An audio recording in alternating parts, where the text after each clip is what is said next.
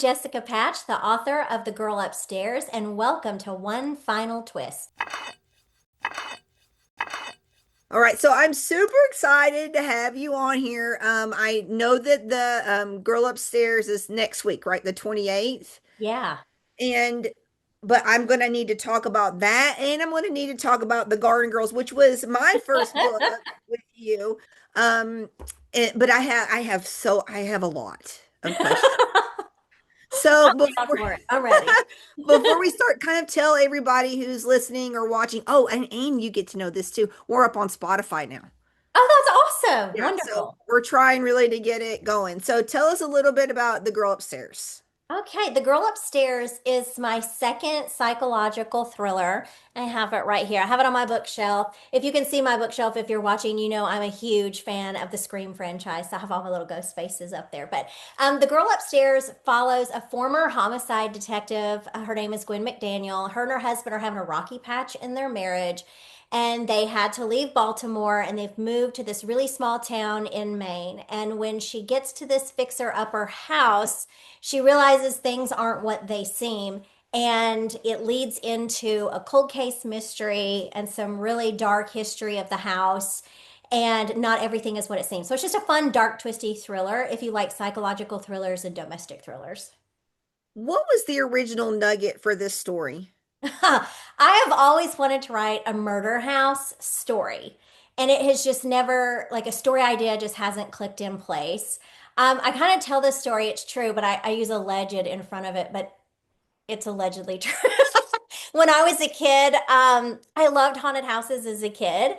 And when I was maybe 10-ish, me and my little girlfriend from down the street broke into an abandoned house because we thought that we could turn it into a haunted house and charge people and make money so that we could buy or rent a room at the Ramada Hotel and swim in the pool. So that was our motivation behind it.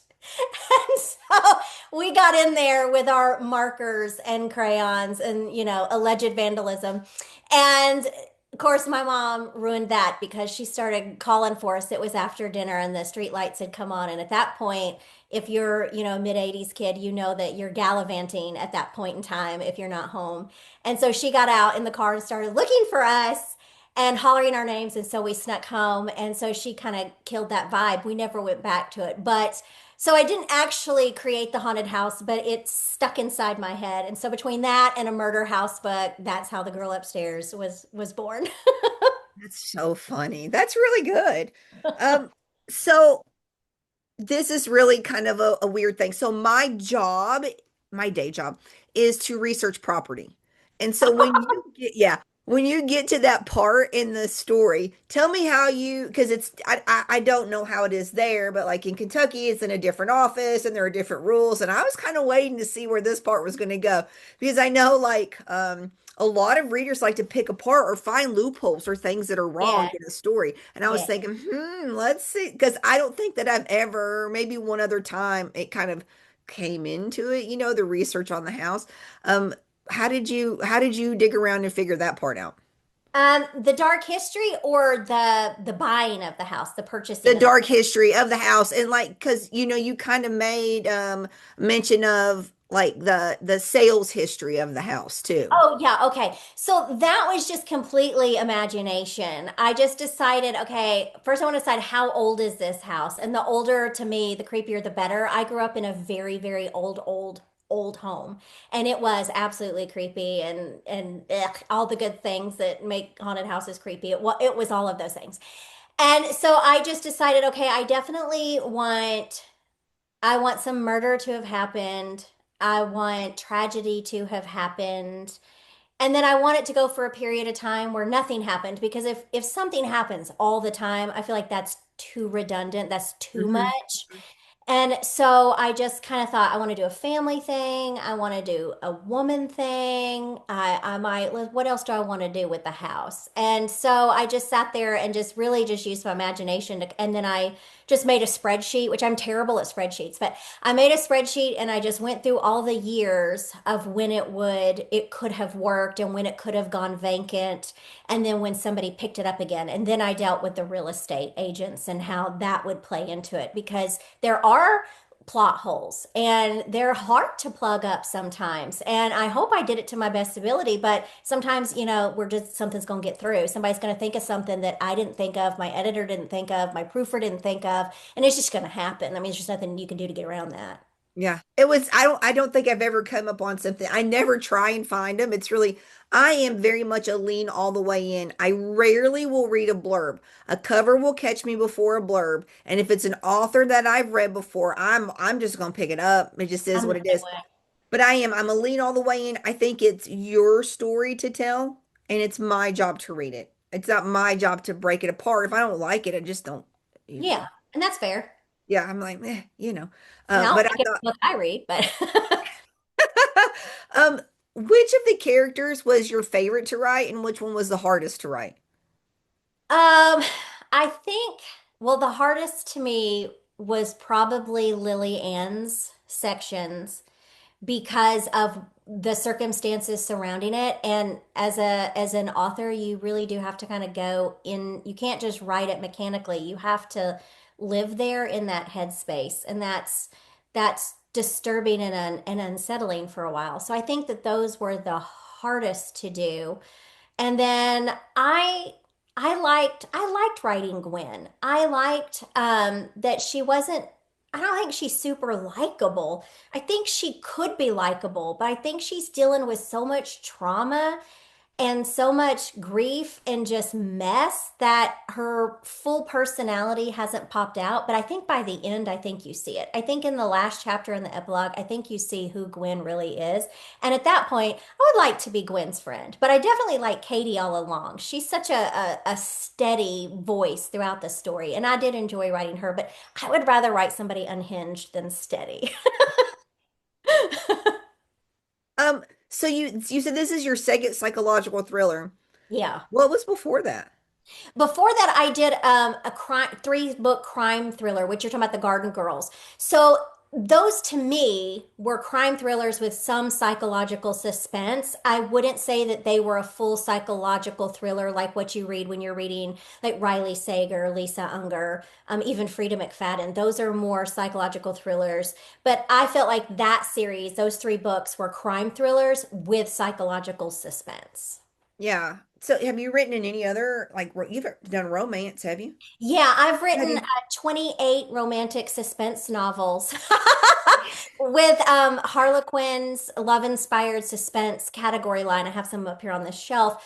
But I've got 20, I think there's 28 published. I'm contracted for seven more of those. And they're romantic suspense. They are inspirational. So they're going to have a faith thread through it. People that are people of faith who are going through hard times, they're relying on God to get through it. I don't think they're preachy, but the line is inspirational. But the crime thrillers and certainly the psychological thrillers, I would just because the industry uses the word clean, so I'll use that word because I don't want. Sometimes I think when I say a book is clean, that implies that other books are dirty, and I don't think that's true. But that's just an industry terminology that's been used for a long time. So they're clean, so they're not going to have gratuitous sex. They're not going to have any type of swearing in it, but they are absolutely for general market mainstream. How do you feel about things like that? And this is kind of a conversation that keeps becoming in my orbit. Genre mashups, the way that readers will put a book in this category, but it's really this category. It is most of that marketing.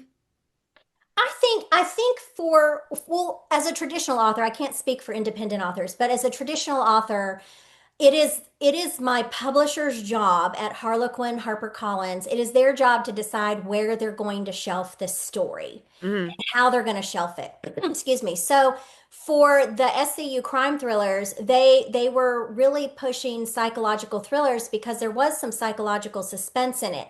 Personally, I thought they were more crime thrillers because they were very investigative.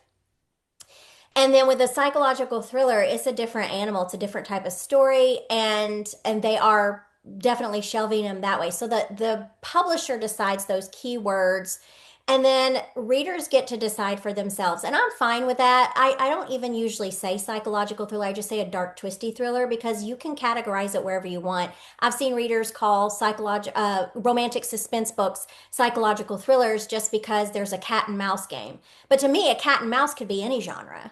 So, Yes. and because there's so many subgenres, they do tend to overlap with each other. So I just let the readers be the judge of that. It is tough. Like, I mean, I read a horror book that I absolutely would not have put it in horror. Really? You know what? I read one like that too. I mean, it had some supernatural elements, but I don't think it was a horror book. But Yeah. but it was marketed as horror and it was I think it was through HarperCollins. And so I'm like, well, I'll just let the publisher do that. And when I do it, I don't do reviews, but if I would say I would have said just what you said. I don't think this is really a horror book, but there were some horror elements to it, which is what I would say of my books. There are some horror elements to these books, but I would not shelve them as a horror. Yeah. When you do, like for this one, The Girl Upstairs, do you get to pick your narrator? I do get a big say in my narrator. So what usually happens is they'll send me 3 to 4 narrators, and I get to rank them in order of who I like best is first, and then least is like third or fourth. And I've always gotten my first choices. So I do appreciate that. And then then HarperCollins sends me this glossary of words, and I go in and hit this little button and say the words so they'll know how to pronounce last names. Like, is it Tremel? Is it Tremel? How do you pronounce these words? Is it Asa? Is it Asa? And so I get to go in a little glossary and then I put it in phonetically so that the narrator knows how to pronounce some of the harder words. And so that's pretty fun, actually. Yeah, I never thought about that. That's kind of cool. Um, Covers. Do you get a lot of say so in that? Or I mean, you're like you have so much under your belt, do they let you have more control? Um, in the initial stage, I go through a process where we do cover concept. So I go into the author online database with Harlequin, and it will allow me to go in and tell who the characters are. I give a synopsis of the story. I'm allowed to put some keywords in. And then I do 3 different scene concepts. So once I put the concept ideas in, I also send in book cover comps. So that would be me looking at other people's covers and saying this gives the same feel, vibe, or tone. Not like copy this, but it's more like the vibe of it, the tone of it. And I send that in, and so they take all of my input, and the sales team gets together with the cover design team, and they start talking about like where are we going to shelve it, what is saleable, what is trending right now, and then they come up with a mock-up. And by the time I get a mock-up, that I don't really get much more say than that. So, but I have been really pleased with all of the covers so far. I really have. I want to talk about Gwen. And I Okay. want to kind of talk about how, so we can, I mean, the plotter pantser question gets asked a lot, but what I want to know is the message that's under the carpet. Yeah. Did you like already know what message was going to be under there? Like what's your thought process when you come up with your character arc or the Okay. story, kind of how it goes? Okay. It's a little different with every story. For this one, I knew very, very quickly. It was one of the first things that I knew what that message was, which I don't want to share the message because I don't want to spoil it, but I mean, it's not like it's profound, but still. Um, I knew that was what was all over the floor. I knew that. But I did not know why that was on the floor. So from there, because I wanted to write this story, and my mom came to visit. My mom is not a writer; she's not a creative at all, at least writing wise. So she was at the house, and I'm like, I want to write this murder story, and I want to add it into my proposal and get this contract on this book, but I don't know what to write about. And so we started talking, and she just had terrible ideas. I mean, they were just absolutely terrible. But they did spark some good ideas for me. And when she went home, she talked to my sister. My sister is a therapist and has spent the majority of her career working with sexual abuse victims and also predators. That's been a lot of her thing. I don't know how she does it. I couldn't do it, but she says she can't do what I do. But anyway, she called me and she said, I have this idea for a twist. And because mom was telling me about this story. So I said, okay, what is it? And she told me this particular twist. And I thought, that is really good. I don't know if I can make that dog hunt because I already see like 25 plot holes like of how that could work. So she talked me through a lot of the psychology behind it. And then I spent a few months taking that twist and working backwards and plugging up holes. And then when I realized, okay, I can make this work, it is believable, especially based on the psychology and the things that she said. Then from there, I started creating the other characters. But not every story is works the same way. But that's how this one worked. Gwen is flawed. She's real. Like the thing, kind of what she goes through is it's very deep and she unpacks across the story. Do Yeah. you start with your characters first, or do you start with like the idea first and then the characters develop? Typically, I start with the villain and I start with the Ah, crime. So I want to know what crime or mystery is there and who is perpetrating that. And then once I figure that out, I kind of work backwards. I do things a little opposite, I guess. But that doesn't mean that the characters, the heroes, the heroines, the protagonists, whoever it is in the story, isn't already in my mind.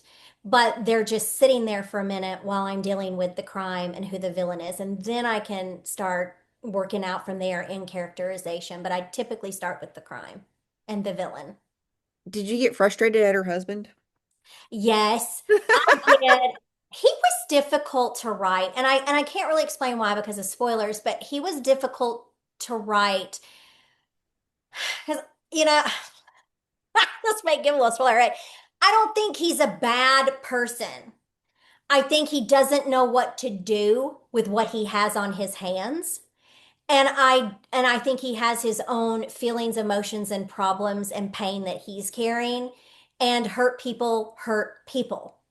And so at the core of him, I don't think he's a bad man, but I don't think he made necessarily good choices, but I think that those choices were coming out of a place of pain. And I don't know about you or anybody listening, but when I'm in a place of pain, I don't make good choices. Like if I'm having a bad day or I'm blue, I might snap my husband's head off. Now, that doesn't make me a bad person, but I did make a bad decision by lighting him up for no reason really at all or for a very little reason.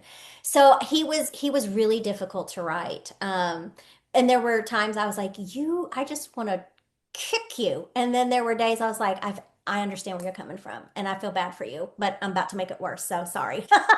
Yeah, I don't think I liked him till the end. I was like, pay attention, Yeah. man. And you shouldn't. That's the thing. You really shouldn't. And by the end, he may have done so much damage that you don't like him at all, and that's okay too. That's a reader's business. But I think when you can see everything in full, you may not like him, but it might change your perspective on what he was dealing with and what he was actually doing. Do you have a side character that was the most fun in this book?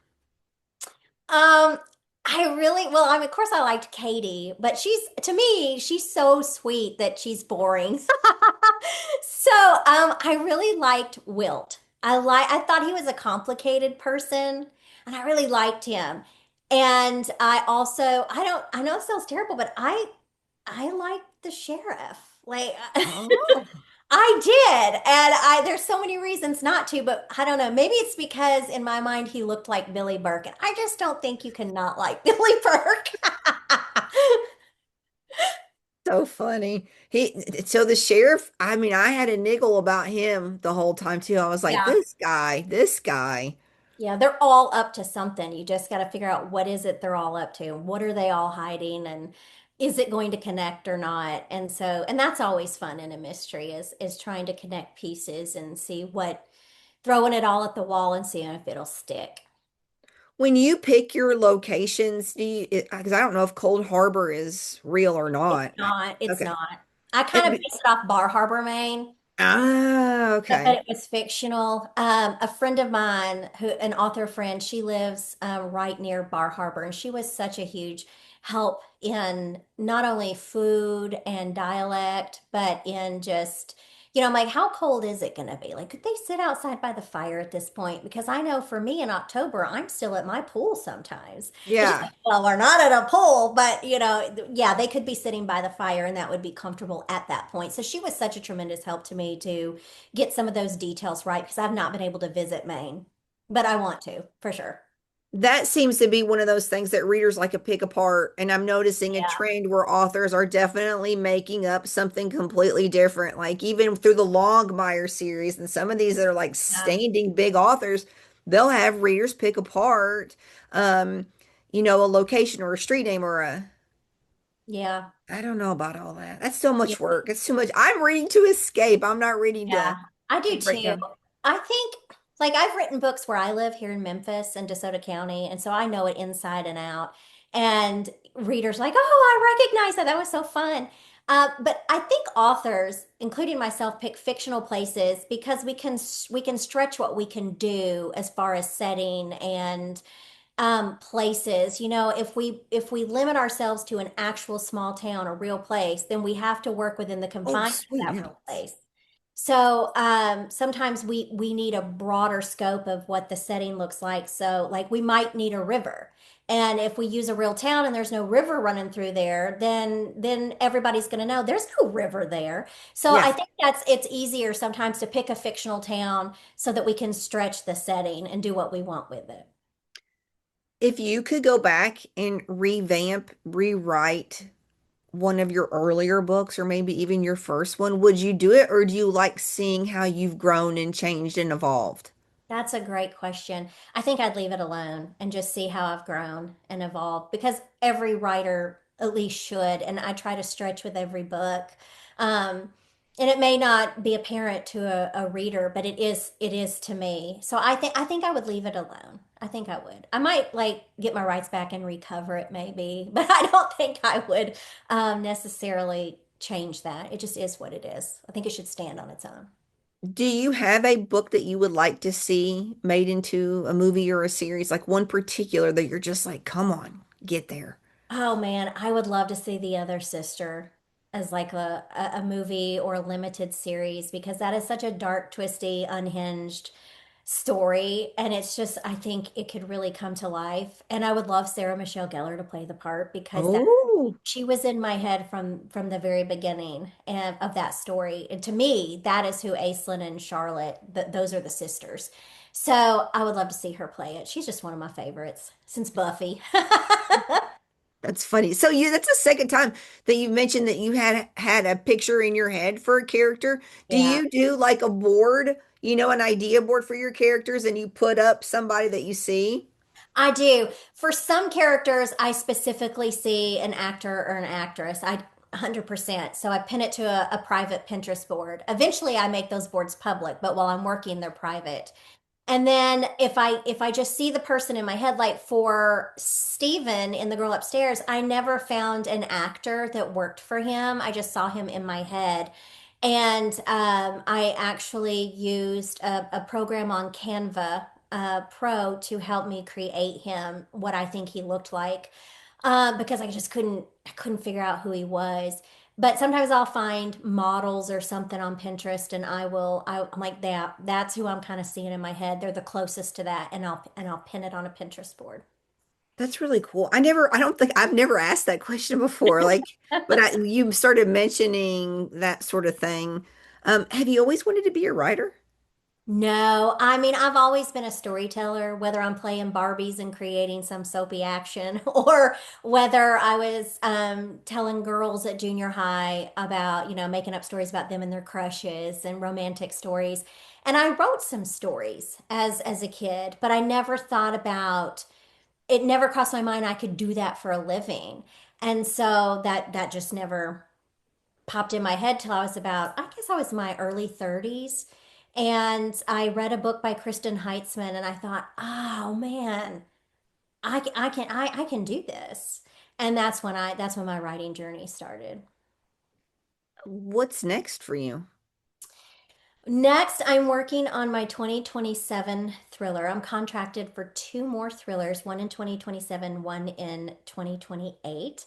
And this one follows a family in South Louisiana, and she has a dark past and it has come back to haunt her. It's kind of sort of like my fresh take on I Know What You Did Last Summer.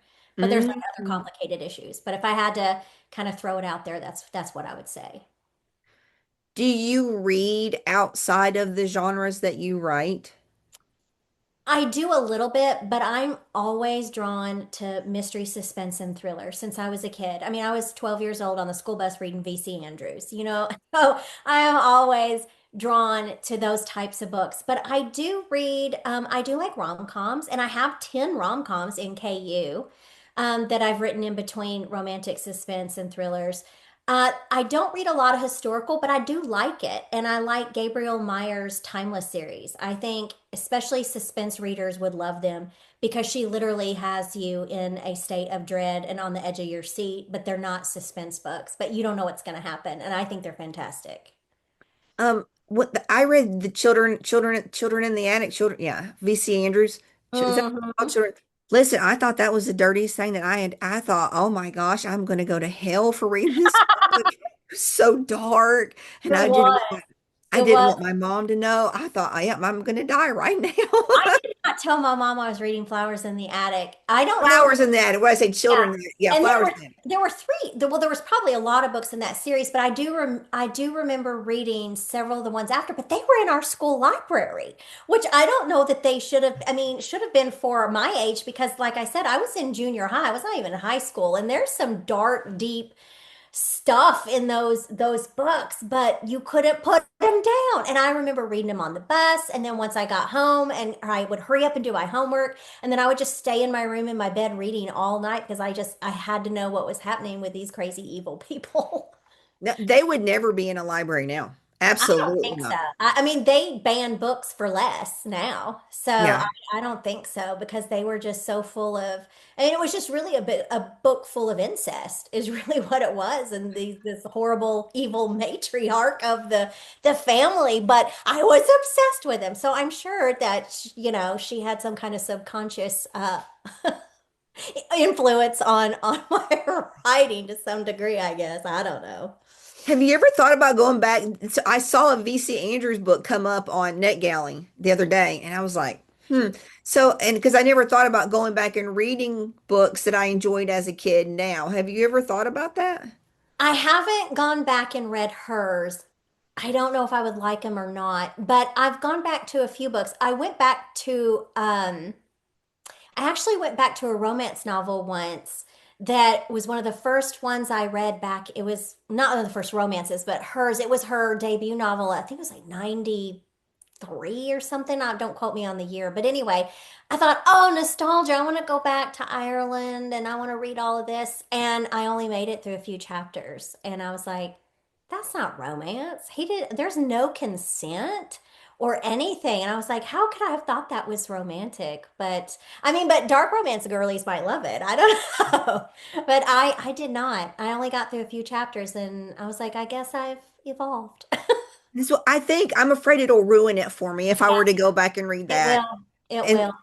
because it did, it took me in this like, oh my gosh, I felt like I was such a bad kid. I was also the kid who would not wear shorts or short sleeves because I thought I was going to go to hell for that too. So, Oh, you know, bless it. not exactly, but I didn't want That's the anything vein hanging you out. were in. Yeah, Yeah, yeah. get it. But like the Scarlet Letter, the Handmaid's Tale, things like that that you had to read for a class, which now again, here we are, they won't let you read it now. Um, now I understand the books. Now, before it was Yeah, like a chore and I didn't really understand yeah. it, but 30 years I later, can't it makes remember sense. reading the Scarlet Letter. I liked the Scarlet Letter, and I liked the Canterbury Tales. I pretty much liked every book except for, and I know I'm in the minority, and everybody can hate on me, but I don't care for Jane Austen. Oh, I wasn't, you know, so I don't care if you like Mr. Darcy or whoever the other ones are, because I couldn't get into those. I was too busy, you know, reading Sweet Valley High. oh yes, we read those too. I forgot about those. Those Yep. I would go back and read. Actually, they came out with a book several years ago, and it was kind of fast forward where they are now.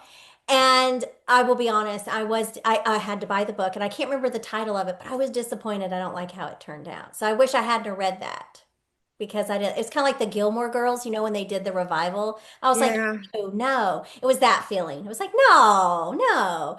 But I might go back and reread some of those Sweet Valley High books for nostalgia.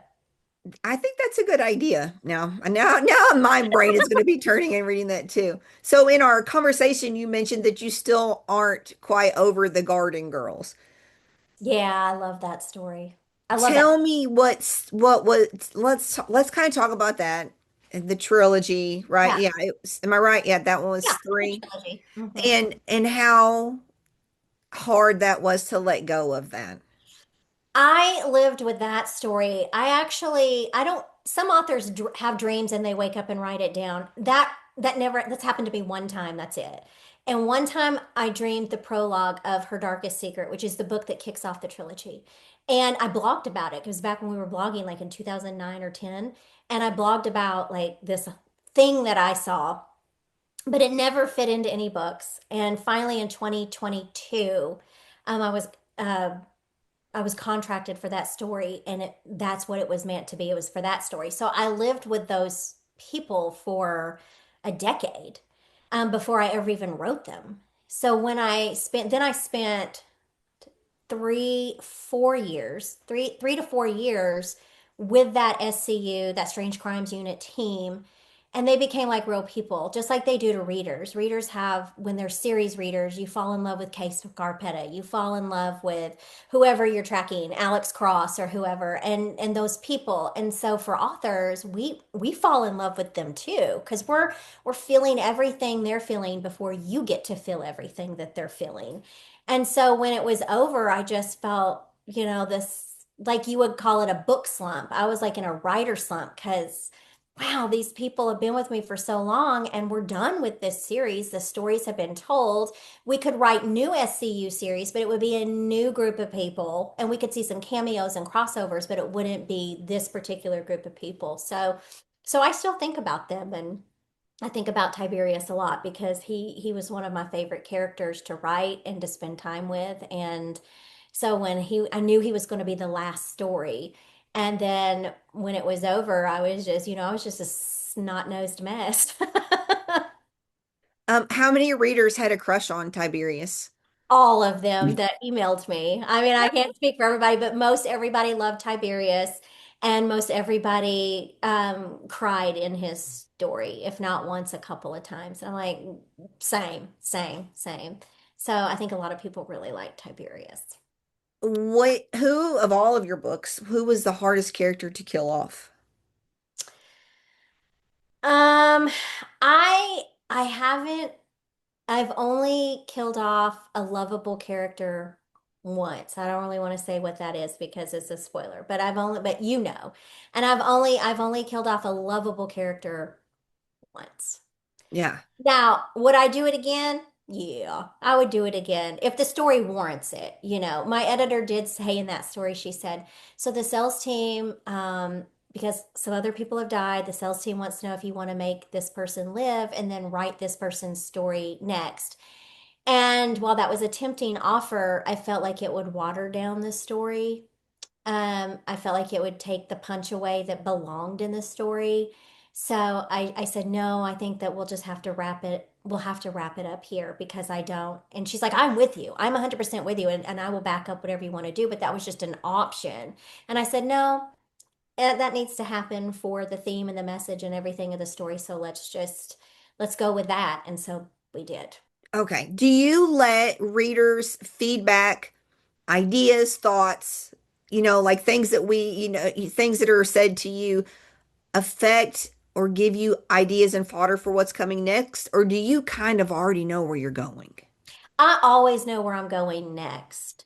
I have asked readers fun questions. Well, for example, in The Girl Upstairs, I have a reader group. It's a public, well, it's private, meaning you can join it, but it's just not, you have to answer some questions.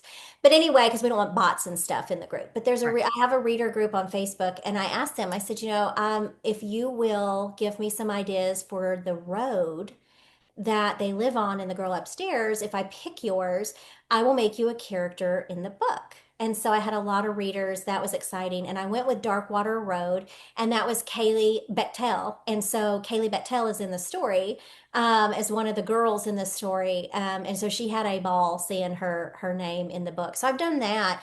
But as far as story ideas, I don't really have a lot of readers email me to say I have a story idea, but I do come in contact with people, whether I'm just at the grocery store or I'm at a church or somewhere where I have a social club and I know people, they'll say, I have a story. You have to write this. I'm like, I have so many stories I already have to write. I probably am not going to get to that, but you can tell me the story. Have you ever been out and about, just day to day, do whatever, and something hits you like, I've got to write this down right now. This is what's coming next. I've definitely been out and I've heard people say things like a phrase, the way they talk about something. I was at a writer's, it was the embed, you may have it in your town. You can go to these free classes and become an ambassador of your city. But it's a police academy for the citizens. And so they take you through all the different things you can do a ride along. And I was sitting in there listening, and one of the police said he had a gun, and he was like, "This you put this right through their snot box." And when he said that, I had never heard anybody call a nose a snot box. And I wrote that down and I used it in a book because I'm like, that is so authentic, like for a police officer. And I've never heard anybody else say it. He was talking about putting that gun right in that snot box. And I thought that's brilliant. So things like that I'll hear when I'm out, and I'll put it in a notes app in my phone because I'm like, that's such an authentic way to say something. I love that. And I use it. Do you keep track? Like, how do you, well, I should more like that. How do you keep track of what's coming next? Your research. I have this idea. Like, are you very organized, like over the top?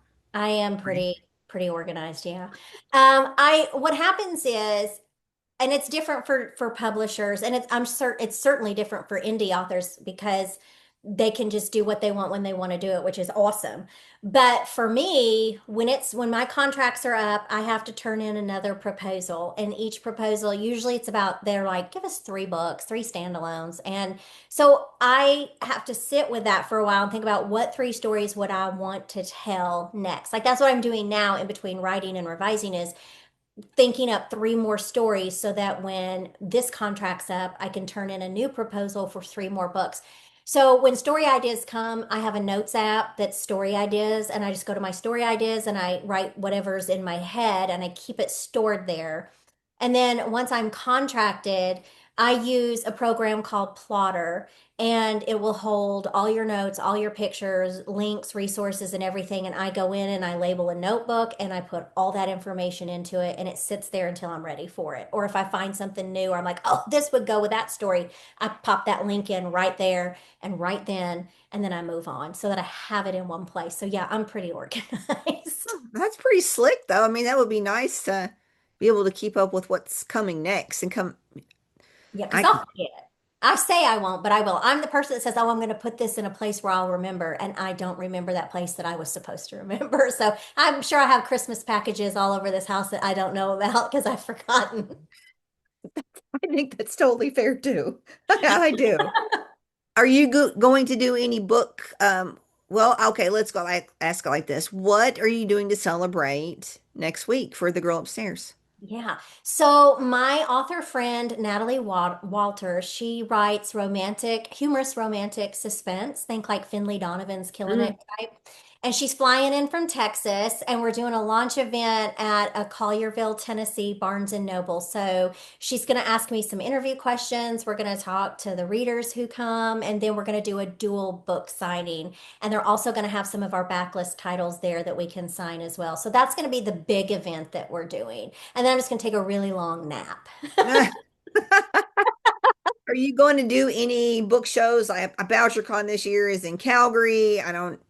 Mouse Domestic, I think, is well. That's this. Yeah, that's this weekend. Are you doing any big book events? I don't think I'm doing any huge events. I am doing a Baker book event and the Baker Book House, which is in Grand Rapids, Michigan. So I'll be there in June with several authors, and we're doing a whole day for readers. And then I will be at a local library here on May 9th. And then in November in Nashville, I'll be doing the Reader Rendezvous. And I think there's like 50 plus authors there and in Nashville at the Holiday Inn. And readers can register. And it's actually really affordable. I think it's like 170 or $180. And it's an all day event. There's panels and games and table discussions. We rotate tables and book signings, and it's a lot of fun. I really enjoyed it. I did it last year, and I thought I definitely want to do it this year. And that's in November on the 7th, I think. So that's really all I have planned off the top of my head. I probably need to look at my calendar, but I think that's all I have going on this year. I'm going to check that one out. I know there's one in Knoxville. I want to say it's in June, maybe. There's one I wondered if you were going to Familiar come with to that that one. one. I'm I not can't familiar. remember what it's called. I don't remember. I know Meredith Lyons, she's going to be there. Do you Okay. No, I'm not familiar. she's in Nashville area. She's in the Okay. Nashville area. I know Memphis. Memphis is like Louisville is to where I am in Yeah. Kentucky. So Mm, Louisville is like its own place. Memphis is kind of its own state. yeah. It It is. really is. It's It like a really. whole nother ball game over there. Yeah, Memphis and Nashville, you can't compare the two. They're completely different. And I'm like kind of I mean, I'm right outside of Memphis in Northwest Mississippi. So, I mean, I'm maybe 12 minutes from Graceland. Yeah. Oh, that would be fun. I've always Not wanted to far. do that tour. We grew up eating the peanut butter and banana sandwiches and all of that stuff. So, have you always lived in that area? Since I was 19, Have you? I got married young. I got married at 19. That's all right. Then you get to enjoy life. I hit 50 this year I and did I too. am loving it. I didn't think I really would like it, but my kids are grown. My youngest is Yeah, 21 same. and I don't have to. My youngest is 22, my oldest is 28. I just had my first grandbaby this year, and I am loving, which is part of the reason I don't do a lot of trips, or I didn't schedule trips last year or this year, is because I wanted to really help with him, and I just want to be, and they live right around the corner from us, so I see him pretty much every day, and that's been awesome because I can just take care of him and then be like, oh, here you go, and pass Yep. him back and go do whatever I want to do. So I like it. Yeah. Oh, it's a That's great day. it is fun. But so my oldest is getting married in June, and that's a whole situation. So Oh, girl, tell me. I went through that 2 years ago, so believe me, I know. it's nothing. If I had to do over, I might just say, "Here's some money. Could you just run away and come back?" We tried to tell ours that. We said, look, take this money and go. We'll do a really small wedding just at the church with, hardly cost anything. Take the bulk of this money, go on an awesome honeymoon or save it or whatever you want to do. And no, she's like, first it was, I'm gonna have a small wedding, and then it did not turn into a small wedding. And I think I slept for 2 weeks after. I mean, my back hurt for a month after that was over. It was a lot. It was a lot. Yeah, I think kids now, I hate that they have to grow up in the social media Yeah. era where they compare everything to everyone all of the time. There's no way to get away from it. No, you can't unless your kids aren't on there, which she's not on there a lot, but and I'm thankful that she's not quite immersed in it because I can't even imagine. But I know that it affected the proposal because I can remember her husband telling my husband, well, before he was like, "Are you going to propose or what?" And he said, I want it to be so perfect." And he was so stressed out over making this proposal perfect that he was putting it off. And so my husband just said, "Listen, there is no perfection. At the end of the day, all she's going to care about is the things that you told her that were intimate and private and that you proposed. And all the fanfare, that is going to fade away. But what's going to remain and be solid is how you feel about her. And that's not anyone's business." Yeah. And once he did that, it was like 2 weeks later and he had proposed, and it was not some big fanfare and it wasn't posted all over social media, and then they were married. So I think that's good advice if anybody's out there going to get married. I agree. It's a Tanner. We had just come back to the house, and we got a message. Hey, mom, we're coming by the house. I was like, okay, like it's wide open. He said, I just got tired of packing that ring around. He said they were fishing. She didn't have her nails done. It was like No, no no, big deal. And he just did it, and they're just happy. That's the way it is. happy. And that's how it always was prior to this. And now they're doing huge promposals now and stuff. I see that on social media where it's a big hullabaloo just to say, "Will you go to prom with me?" And I thought, my goodness, I mean, what is the next level and the next level? What are these kids going to expect next? I should write a book about that and how it goes tragically wrong Yeah. in a creepy thriller. At the same time, though, like, I don't know well, you got married younger than I did. I mean, from 18 to 24, I had a good time. My kids Yeah. are like adults. They crochet, they want a garden, they make bread. What happened to having I didn't do fun? any of that. Yeah, I had a great time. Yeah, I had a I great did time. not And do that. yeah, and now they're just like little old ladies sitting around not doing anything exciting. I know they're a different generation for sure. Yeah, No. yeah, absolutely. Well, so if anybody wants to get a signed copy of your book, how should they reach you? Or do you have a local bookstore that keeps them in stock that they can order from? Right now, the Barnes and Noble in Collierville, Tennessee will let you buy the book as a pickup and then we will ship it to you. So if you buy it at that location, I can sign it. I sometimes I let people go ahead and pre-order and I send them a book plate, but I have not, I'll be honest, I haven't done that sign up sheet yet, but I do plan to do that. So if you pre-order the book and you upload your proof of purchase, I will sign a book plate, which is basically just a sticker that goes in your book. And that way it's signed. I don't have that up, but you can check my Facebook page for sure for that. And I'll be posting on Instagram and I'll be posting it in my newsletter. So if I write a monthly newsletter at jessicarpatch.com, if you subscribe, you get a free short psychological thriller. And when I post the link to upload your pre-orders for a book plate cover, you'll get the information through my newsletter. I'm at Jessica R. Patch on Instagram, which is where I spend a lot of time. And I have Jessica R. Patch author page on Facebook. And then, of course, you can sign up at jessicarpatch.com for my newsletter. So those are the three big places. And I'm at Jessica R. Patch on TikTok too. I'm on there, but I'm just ADHD over there. So sometimes I'm there, sometimes I'm not. I'm more consistent on Instagram. I think that's kind of where I'm at too. If I get on TikTok, I can't, I just scroll. I do And too. I do too. yeah. And then hour passes. Well, that's why it's TikTok because there went your time. TikTok, TikTok. And your hour's gone. And I know all kinds of random things about stuff that don't matter, but they make fun conversations. Like, hey, Yes, here you absolutely. go. I actually found a piece of the girl upstairs from a TikTok video, which is a huge spoiler. So, but I'll tell you afterwards what that Okay. was. All right. Well, we'll say goodbye then. Bye, everybody. Thanks.